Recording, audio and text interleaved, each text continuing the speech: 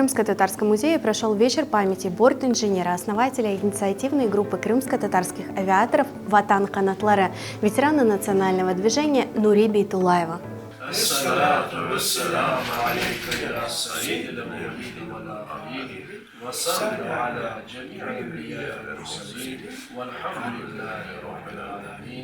Нури Бейтулаев с детства мечтал о небе. Еще в школе занимался авиамоделированием.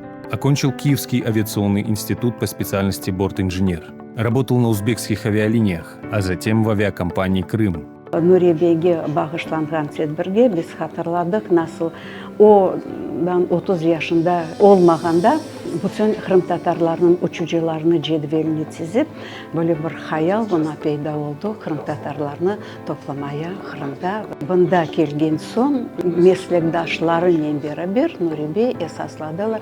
Böyle bir teşkilat adı edi Vatan kanatları. Ташкенттен башлап барабар çalıştık. Военное училище. И был бортмехаником на вертолете Ми-8.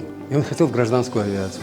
Учился в Киевском институте. По его инициативе была организована Ватан канатлары организация, потому что уже назревал вопрос о переезде. И, конечно, мы старались, чтобы сохранить потенциал наших гражданских специалистов.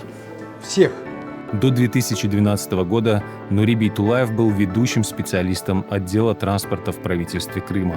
И один из главных вопросов, который он сразу поставил, это увековечивание памяти Амедхана Султана.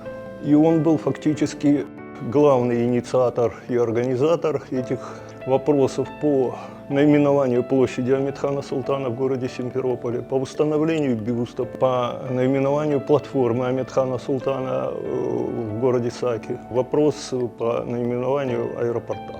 Нури Бейтулаева не стало 5 лет назад. Дело его жизни продолжают оба его сына. Bugün toplandı. Bunda en yakınları, iş boyunca aviatsiya xodimlari, soy-soplarimiz. Men pek memnunum. Onlar kelib qo'l tutganimiz uchun. Pek g'ururlanam. 11 arkadaşı Nuri Beytulayev'in olgani uchun ve g'ururlanam.